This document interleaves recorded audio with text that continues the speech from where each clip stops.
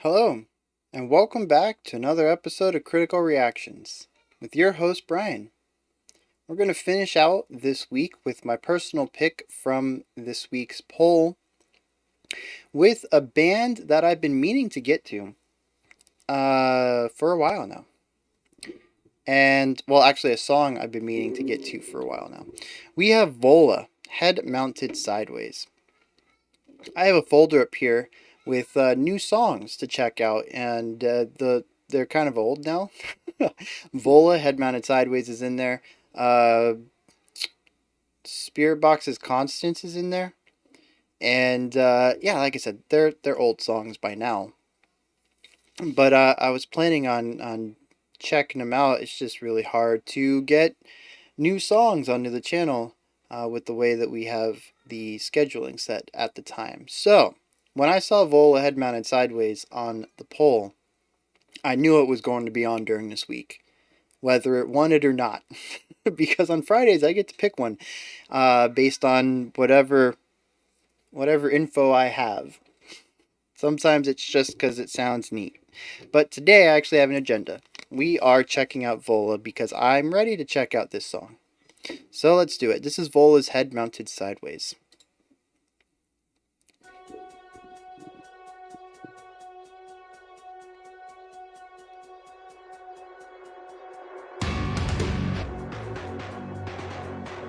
Yeah.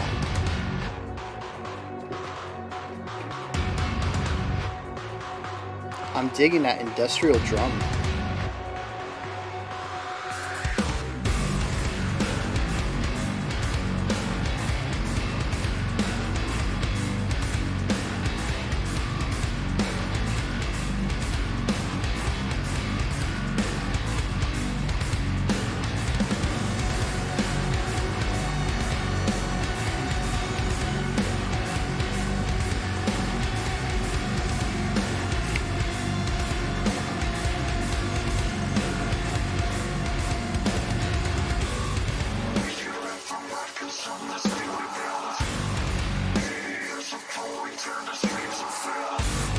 Interesting, the decision to give the vocal so much space.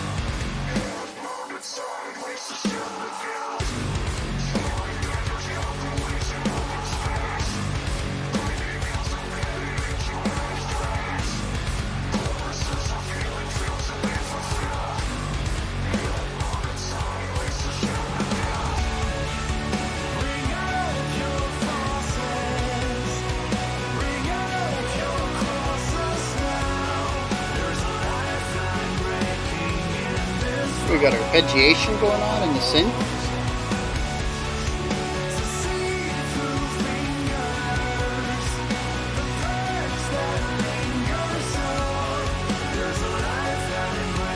Gorgeous singing voice though.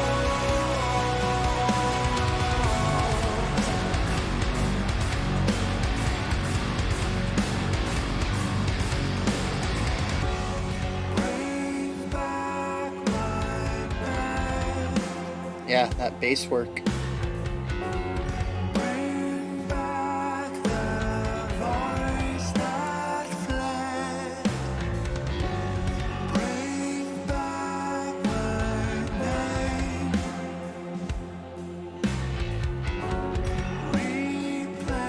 The piano's real nice against that bass too. Yeah, nice little contrast there in the rhythmic elements.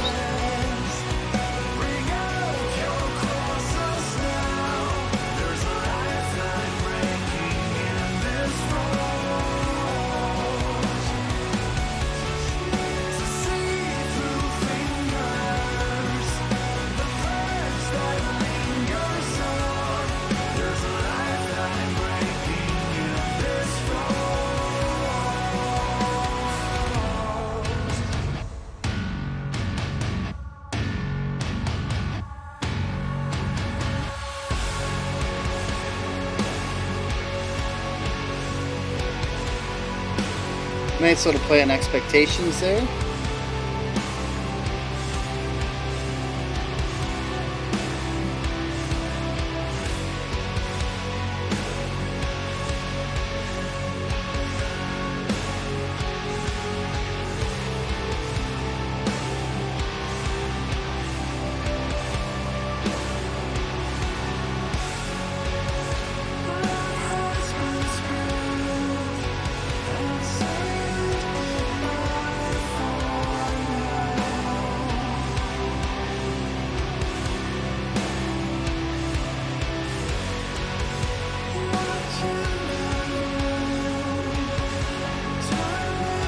I like how they're using this bridge as basically a third verse,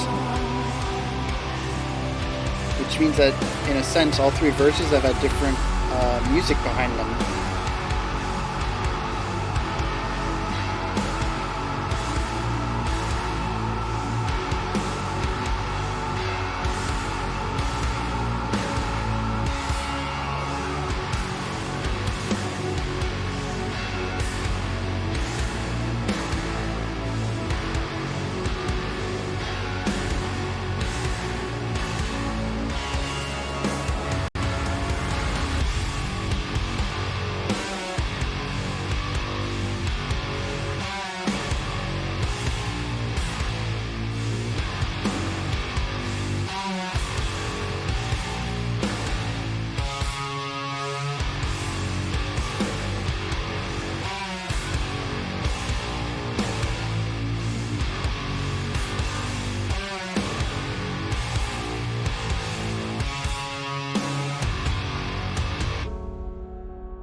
Blood has been spilled.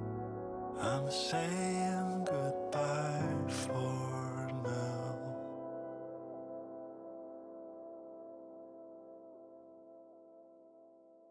So that final heavy section, the first time it came around, it was extremely sparse.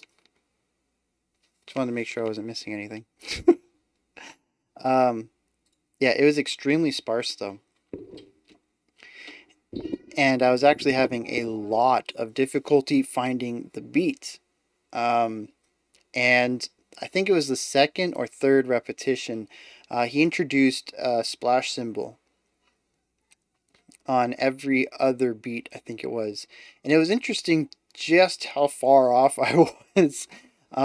They're using a lot of really uh, modified note lengths to really change up the time feel. I noticed they like to start off with dotted notes. Sometimes it's a dotted half, sometimes it's a dotted quarter. But they really like to play on the downbeat and then get off the beat, but not too soon. It's not like we're going to have the downbeat of one and then the and of two. They really like to push it, usually going for the and of three, and keeping that upbeat feel until the next bar before bringing it back on the beat again. Usually on an odd bar, like bar three, or back to bar one if we're doing a 4-bar phrase. But yeah, they really like to hold out that first note of each repetition, of each riff, and really sort of create this timelessness. If especially if they don't have the splash going, to really hone in where your downbeat is. It really has like this weightlessness to it where you don't really know where the downbeat is. And then, like I said, that last section, we had a lot of bass snare. I think it was bass snare. Um, eighth notes, but on like the and of four and then on one. So you're not really sure if the first hit is the downbeat or the second hit's the downbeat. Um, yeah, that area left me a little confused until he brought in the splash and sort of provided the roadmap for what was going on.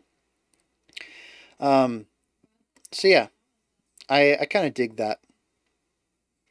I really like the way that they continue to rephrase ideas.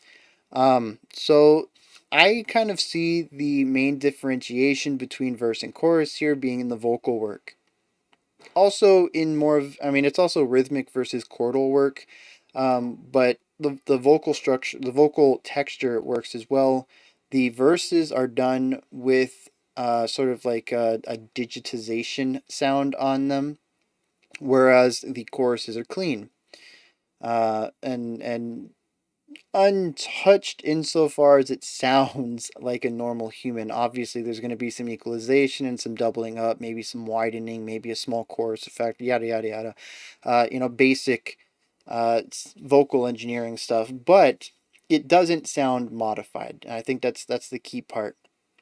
With that said, the first verse was very rhythmically technical throughout the entire band. The second verse was when we started seeing, or was when we saw the rhythmic elements existing primarily in the bass, and it was sort of a bass piano idea. And I mentioned there that I liked the juxtaposition between the bass and the piano because the piano was mostly playing straight eighth notes, and the bass was utilizing a lot of dotted notes to move on and off of the beat, creating the rhythmic elements. Um, and then I mentioned that the bridge came along and it was like a halftime version of the heavy rhythmic stuff we saw in the first verse. Um, we re-entered another heavy rhythmic element with the entire band, but it was very slow. We had very few drum hits, and a lot of the syncopation was happening with long held out notes. So we got to see some of Gent's cornerstone rhythmic elements, but without the speed that has been attached to them pretty much in everything we've checked out this week. Um, it was actually creating some rhythmic syncopation with longer notes. So that was pretty interesting. But this was the third time that we had sort of the digitized Vocaloid kind of singing voice, and I mentioned that it felt more like a third verse to me than a bridge. And I guess either reading works well. It really doesn't matter what label we give it as long as we understand its context and its purpose, which was again to provide more information outside of what was being hammered home in the chorus, which would be argued as the most important information since it was said like three times. Um, so yeah, I've mentioned a few times in the past that I think bridges should exist to do something, not just to be a bridge, not just to pad out between your second chorus and your final chorus. Um, and I think they did a good job here, especially since I can't really definitively say if this was a bridge or a third verse. I think that's the best way to do it. They wrote a brand new uh, part for the instruments, and then they had a brand new vocal part, and it just happened to share some characteristics that we had seen with other vocal parts, which just happened to be identified with verses. So either reading is appropriate, and I think that since either reading works, I think it's really well done. It was used to flesh out the story. While providing a new sound. Like I said, we entered into sort of a halftime feel that also segued us into the ending, which was also a slower rhythmic section. Very sparse, very spaced out. And yeah, it just did a really good job of sort of bringing us from sort of the faster rhythmic stuff that we saw in verse one to the slower rhythmic stuff that we saw in the end of the song. There's a really good middle ground, and I enjoy that. I think that that is the way to use a bridge, 100%. It just does so well. It bridges the core, the beginning of the song, to what our ending's going to be like. It bridged that rhythmically and structurally, and then it also provided more information to the song. So yeah, just a really good bridge, really well done. And it didn't have to do anything crazy to stand out. I think that's not necessarily an important part. You can definitely write a bridge that is wildly different. It could be a massive contrast, a massive departure from what you just did. A lot of proggier bands do this, but even some stuff in like alt rock, pretty much anybody can do this. Any band that introduces strings into the middle of a song. What was that band we just checked out? What was that? Vela Maya. Their bridge was entirely based on samples. So, um, like string samples and stuff like that.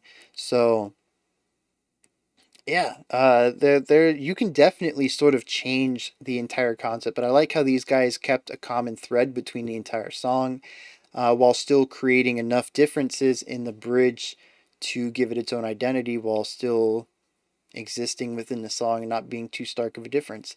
So yeah, just a really good song all around. I checked out the lyrics before we started, just kind of glazed over them, whatever. Grazed? I glanced over them. We'll get one of these G words. And it's so it's there's just a lot of very colorful language going on, some nice metaphor. It's talking about one thing on the surface, but I really don't think that that's necessarily what it's about. There's definitely a deeper meaning here, and I wish I knew what it was. But as I've mentioned before, poetry analysis is not my strong point, and yeah. So if you know what the song is about, go ahead and hit me up in the comments. Um, And if you have anything to say about the song, if you enjoyed it or did not, this is your chance to tell me what you thought after I just talked to you for a while about my thoughts of this song. VOLA's Head Mounted Sideways. Hit me up in the comments. Above the comments section is a description box. If you'd like to check out any links adjacent to the channel, maybe you want to join the Patreon and get in on this voting thing and kind of pick out the stuff that we choose to look at in the future. There's a link for that in there. Also for the Discord server, we have a cool little community event going on, a composition jam. We have a theme. We're doing a specific remix or cover off of a specific song right now, sort of just to warm up. Maybe people who haven't composed in a while, having stems available to make a cover off of or a remix off of is a lot less pressure than making a new song from the ground up. So I figure this is a good way to start this idea, and in future months we will be creating songs with specific themes or genres in mind. Um, we still have the rest of the month to do it. So what is that, like 18 days? Give or take? 16 days? Yeah, there's like 16 days left in the month. If you want to join in, head on over to the Discord, and there's a special chat room just for this composition jam where you can chat with everyone else and kind of check out the rules and stuff like that. All right, I feel like I have talked enough here today. There's a like and subscribe and a bell button. They help out the channel. We're almost at 15K, so if you want to help get us there, greatly appreciated. I'll be back tomorrow at 5 p.m. Eastern Standard Time, 10 p.m. UTC as usual, starting this weekend's special selections. That wraps it up for Gent Week. I hope you guys enjoyed. I had a fun time going through this. I kind of thought Gent was just Periphery and Meshuggah and Tesseract, and it was really cool to see and hear so many different styles within this concept of heavy rhythmic music. So kind of opened my eyes up a little bit, and I will probably be checking a couple of these bands out at least. I don't know if there's anything that I'm like, I need to get this album, but I was pleasantly surprised, especially with some of the playfulness and experimental aspects in some of these bands. So, yeah, I'm excited. This was a good week. Next week is going to be. Oh, what genre is this? It's going to be a fun week. um, we're not necessarily going to be trying to define genres or just, flat out trying to find the most esoteric music. I think it's more about the essence of, hey, what genre is this? Where it's kind of like a mishmash of things. We can hear elements from different things. Basically, if you have to use like 7 words to describe the genre, I think that's what most of this music's going to be, and I'm excited for that. All right, so until next time, remember to be critical and not cynical of the music you listen to, and have a fantastic morning, afternoon, or evening whenever you choose to watch my videos.